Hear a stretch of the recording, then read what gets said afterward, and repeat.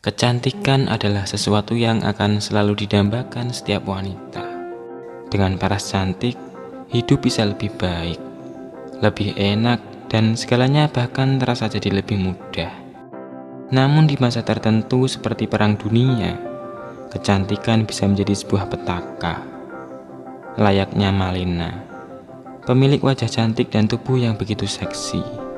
Kecantikan yang awalnya menjadi sebuah privilege, berbalik 360 derajat menjadi sebuah petaka akibat perang dunia.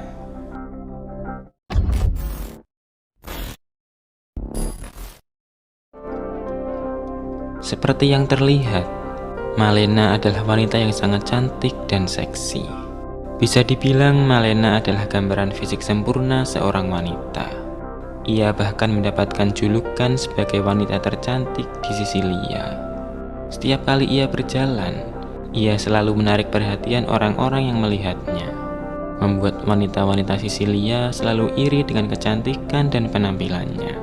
Pasalnya tidak hanya pria dewasa yang selalu terpana akan kemolekannya, namun para anak muda juga selalu menunggu ketika Malena keluar dari rumahnya.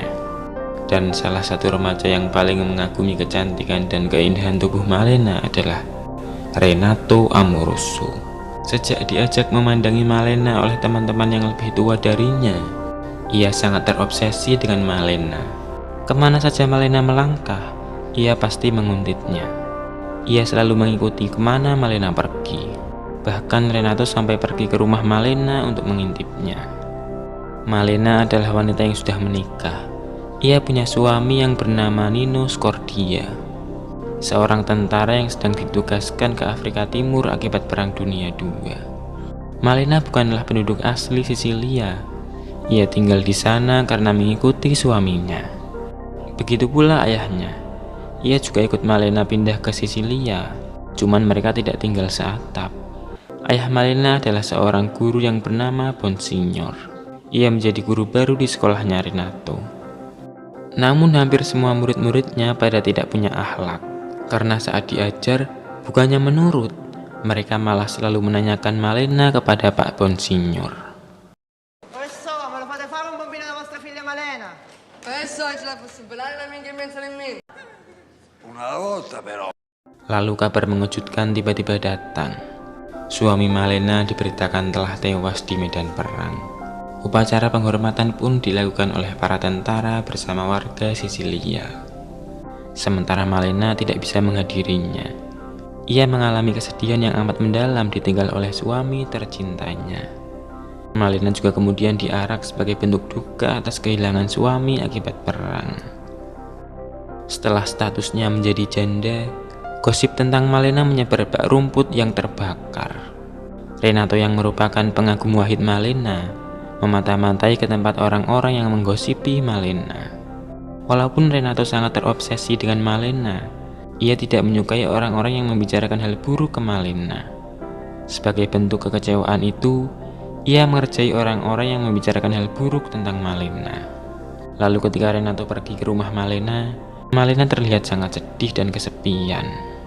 Ia seperti tidak bergairah lagi menjalani hidup semenjak ditinggal suaminya. Tapi meski begitu, Renato tetap mencuri cangcutnya untuk dijadikan bahan. Renato kemudian berimajinasi lewat cangcutnya Malena. Namun hal itu diketahui oleh ayahnya dan juga keluarganya. Alhasil, Renato dikurung di kamarnya selama 3 hari. Ia sampai tidak makan 3 hari karena dikurung. Ia lalu dibawa ke dokter. Namun dokter tidak bisa memvonis penyakitnya. Sebab ia memang tidak sakit. Kata dokter ia hanya butuh udara segar. Maka Renato pun dibebaskan. Dan hal pertama yang dilakukan Renato jelas, kembali melanjutkan aksi mengintip Malena. Namun setelah ditinggal 3 hari, banyak lelaki hidung belang yang riwa-riwi di rumah Malena. Selain itu juga beredar gosip, ada seorang dokter gigi yang bernama Cusimano mulai mendekati Malena dan mengaku-ngaku sebagai tunangannya. Lalu di sekolah, ayah Malena mendapat surat. Isinya, "Anda telah dipermalukan. Putrimu Malena tidur dengan banyak pria." Para siswa pun ikut heboh melihat kabar itu. Mereka pun mulai menyebut Malena sebagai pelacur. Tapi Renato tidak suka Malena disebut seperti itu. Ia pun gelut dengan salah satu siswa yang menghina Malena. Lalu malamnya, saat Renato mengintip Malena, ia melihat Malena dikunjungi oleh Letnan Kadei. Mereka cukup mesra sebagai laki-laki dan perempuan. Setelah itu Letnan Kadei pamit. Namun saat keluar, ia berpapasan dengan Dr. Kushimano. Dr. Kushimano tidak terima Letnan Kadei ikut mendekati Malena. Maka mereka pun bertengkar. Tapi saat bertengkar itu, Dr. Kushimano kepergok oleh istrinya. Istrinya itu ternyata telah memata-matai suaminya yang mulai berniat berselingkuh. Keesokan harinya, Renato kembali menguping ke orang-orang dewasa. Gosip tentang Malena kembali ramai diperbincangkan. Beredar kabar bahwa istri Dr. Kushimano telah mengusir suaminya, lalu melaporkannya ke pengadilan atas kasus perselingkuhan. Orang-orang pun menyalahkan Malena secara sepihak atas kejadian itu. Lalu orang-orang juga mulai menuduh kalau Malena adalah perusak rumah tangga. Para wanita Sisilia juga cemburu ketika Letnan Kadei, yang merupakan tentara idola warga Sisilia, sudah terang-terangan mendekati Malena. Ditambah pada malam kemarin itu, ia juga jadi terlibat perkelahian dengan Dr. Kushimano. Sehingga kebencian warga pun mulai menjadi-jadi terhadap Malena. Malena lalu pergi ke rumah ayahnya untuk meminta bantuan. Namun rumahnya dikunci. Ayahnya sudah tidak mau lagi bertemu Malena sejak mendapati surat yang kemarin. Malena pun tidak ada pilihan lain selain pergi ke seorang pengacara yang bernama Sentore. Tak lama kemudian sidang kasus perselingkuhan dimulai. Malena dituntut atas perselingkuhan dengan Dr. Kushimano. Tapi Malena melakukan pembelaan kalau dia sama sekali bukan tunangannya Dr. Kushimano. Ia bilang kalau ia adalah wanita yang punya harga diri. Mana mungkin dia mau menikah dengan pria yang beristri. Dan ternyata faktanya adalah Dr. Kushimano sendiri yang mengaku-ngaku sebagai tunangan Malena. Dan perihal Dr. Kushimano yang pernah berkunjung ke rumah Malena pada malam sebelum pertengkaran adalah mengantarkan obat untuk ayahnya Malena. Lalu di persidangan itu disinggung pula soal hubungan Malena dengan Letnan Kadei. Walau tidak ada hubungannya dengan persidangan ini, tapi akibat kejadian malam itu, Letnan Kadei dipindah tugaskan ke Albania. Sebelum itu ia disidangkan di kesatuannya dan menyatakan kalau hubungan dia dan Malena adalah bukan perselingkuhan atau pertunangan, melainkan pertemanan biasa. Mendengar itu Malena menangis. Karena Malena telah menaruh harapan kepadanya. Ia adalah satu-satunya pria tak beristri yang mendekatinya.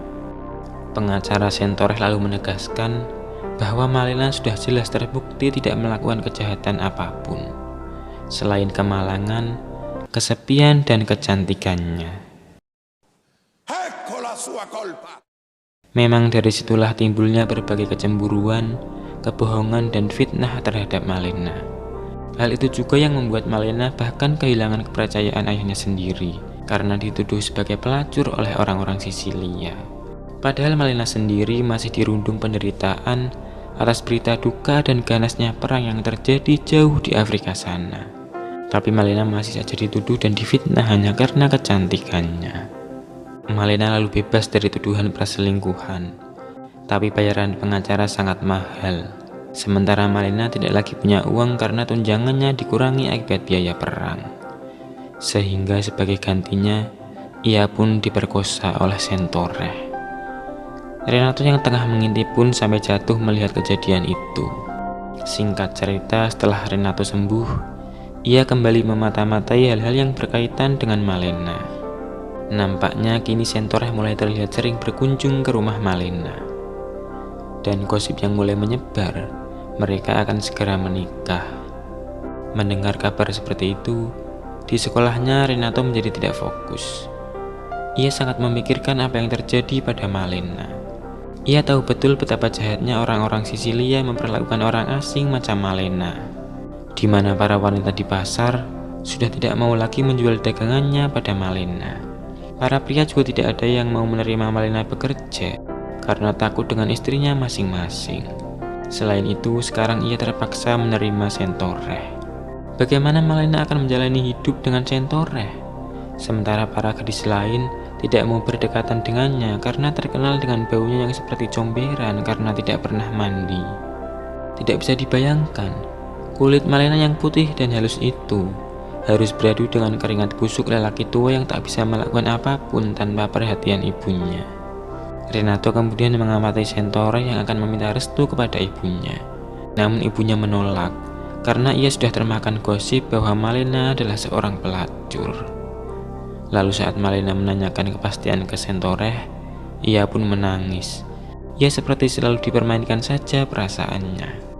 Di jalan, orang-orang juga selalu memperlakukan tidak baik terhadap Malena, bahkan terkesan intimidatif. Lebih parahnya, untuk mendapatkan makanan saja, Malena harus transaksi sembunyi-sembunyi dengan mucikari yang bernama Antonio. Tak lama berselang, tiba-tiba ada ratusan pesawat sekutu melintas. Beberapa menyerang kota, sehingga meninggalkan berbagai bangunan yang hancur. Dan kemalangan tidak henti-hentinya mengejar Malena. Di balik reruntuhan itu, ayah Malena ditemukan tewas meregang nyawa. Malena kembali berduka, namun tidak ada warga Sisilia yang bersimpati pun kecuali anak-anak. Para pria juga masih saja melihat Malena dengan kenafsuannya. Para lelaki yang hadir itu masih saja mencari kesempatan di tengah kondisi Malena yang sedang dirundung kesedihan. Malena tahu betul apa yang menimpanya. Ia pun kemudian memotong rambutnya. Ia juga kemudian membersihkan tubuhnya. Tak lama berselang, ada laki-laki customernya Antonio datang dengan makanan. Kini Malena untuk bisa makan saja harus menjual tubuhnya. Secara tidak langsung, kini ia sudah dijadikan pelacur oleh Antonio. Sungguh kemalangan yang tak henti-hentinya.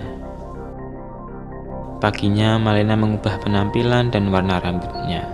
Ia pun kini menjadi wanita penghibur bagi Nazi Jerman yang menduduki tanah Sisilia. Orang-orang Sisilia pun secara de facto melabeli Malena sebagai pelacur bagi para Nazi Jerman. Renato kemudian membayangkan apa yang terjadi pada Malena, dan ia pun pingsan. Renato dikira telah dirasuki roh jahat atau semacamnya, tapi tidak. Ayahnya lebih tahu apa yang terjadi dengan anaknya. Ia sering mengetahui apa yang dilakukan anaknya tersebut. Anaknya itu sedang puber, sedang tumbuh dewasa, sehingga butuh bercocok tanam. Ayahnya pun mengajak Renato ke rumah bordil. Dari sekian wanita yang ada di sana, Renato memilih wanita yang mirip dengan Malena. Ia pun bercocok tanam sambil membayangkan Malena. Beberapa waktu kemudian, Perang Dunia selesai. Maka sekutu pun datang menggantikan kependudukan Nazi Jerman di Sisilia. Semua rakyat pun merayakan berakhirnya perang dan perginya fasis Jerman. Kemudian di tengah keramaian itu, istri Dr. Cusimano mengajak para wanita dan ibu-ibu Sisilia pergi mencari Malena. Mereka mengerek Malena ke tengah jalan. Mereka lalu memukuli, menelanjangi, dan bahkan menggunduli Malena.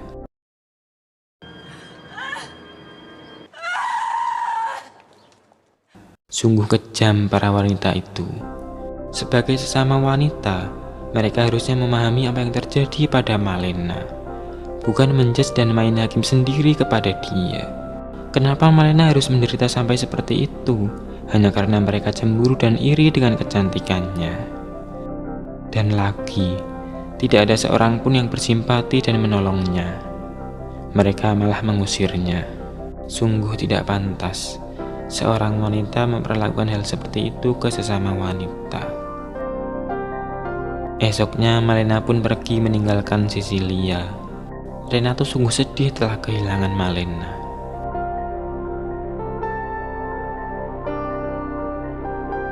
Namun selang beberapa waktu kemudian, Nico Scordia, suami Malena, pulang. Tapi saat ia mendatangi rumahnya, tempat itu sudah dipakai oleh para pengungsi.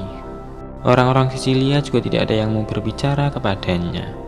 Padahal ia adalah orang asli Sisilia. Keluarganya adalah keluarga yang telah turun-temurun tinggal di sana. Ia kemudian mencari informasi ke tentara sekutu yang kini menduduki Sisilia. Ia menjelaskan kalau selama ini ia tidak mati. Ia hanya kehilangan tangannya. Ia menjadi tawanan di India dan terkena penyakit malaria. Sekarang ia berniat mencari istrinya yang telah pergi. Tapi para tentara itu juga tidak tahu Malena pergi kemana. Nico kemudian menemui para mantan petinggi partai fasis Italia.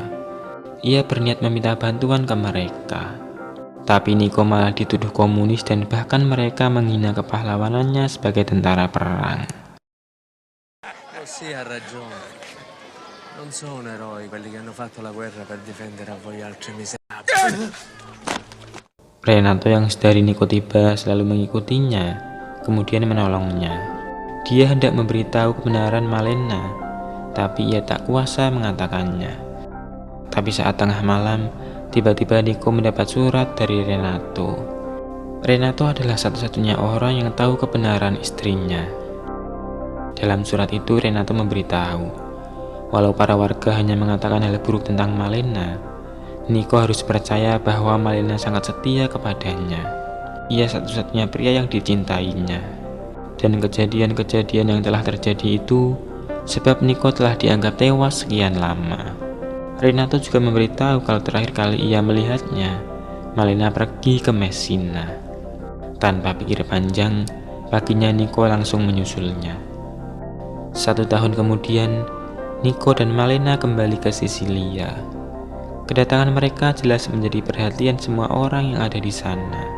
Malena adalah gambaran sosok wanita yang tegar dan setia. Ia tetap berani menginjakkan kaki di tempat yang telah menjadi mimpi buruknya demi suaminya. Esoknya Malena pergi ke pasar. Butuh keberanian yang tidak sepele untuk bertemu orang-orang yang telah mempermalukan dan berbuat kejam kepada dirinya. Ia lalu disapa oleh istrinya Dr. Cusimano. Buongiorno, signora Scordia. Tapi Malena memaafkannya. Saat pulang, ketika Renato membantu barang-barang Malena yang terjatuh, akhirnya Renato mengatakan sesuatu pada Malena. Buona fortuna, signora Malena. Dan film pun berakhir.